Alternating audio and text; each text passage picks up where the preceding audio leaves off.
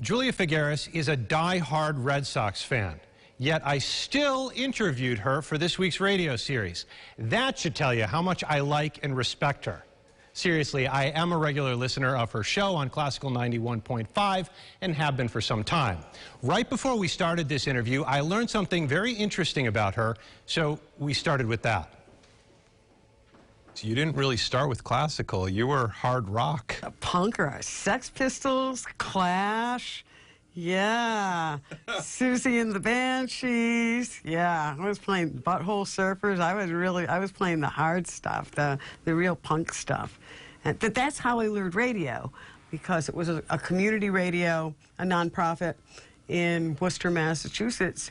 And I listened all the time because I just loved the music. And they said, hey, you know, and I'd call in a lot. And they said, come on down. So I learned the ropes.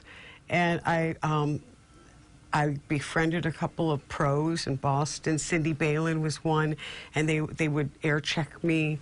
And it sort of grew into that. And then I learned jazz and went to New Hampshire Public Radio as the jazz director, and then they essentially eliminated all the jazz and went classical, but they liked me.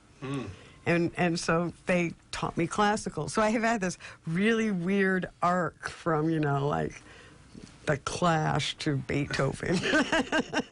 Have you liked the migration? I have liked the migration. My grandfather was the first principal second violinist of the Rochester Philharmonic Orchestra, the very, very first one ever. So we had a lot of classical growing up. And so that's always been, in fact, my dad had a radio show on WCMF called Going Baroque. And so the whole classical life has been in our family forever. So this wasn't, it's been a learning curve, and it's always a learning curve, but it was still, it's all the same, right? Good music, bad music. Right. That's all there is in this world. The world of classical can be so overwhelming, though. So the canon is so immense. It's true. How did you tackle that, for moving from learning all about punk rock to jazz and now having to open up another section of your mind to all of this?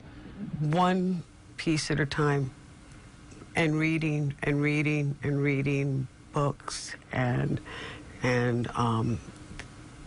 liner notes, and listening, a lot of listening. Do you feel a relationship to your listeners? Oh, yeah. Our listeners are wonderful. They're all so smart, so you can't pull the wool over their eyes. Classical's a funny thing, Adam, because we think it's all about old people. You know, there's always this, who listens to classical music, and we have this idea of these stuffy rich people who always dress in fine clothes. And it's not always like that. You know, I think people grow into classical music, and bikers love classical music. You know, all kinds of people listen to classical music. So that's the danger. The danger is thinking there is a classical listener, and there's not. Such a good point right there. By the way, did you check out her necklace? She is so up there on the hip chart. I love it.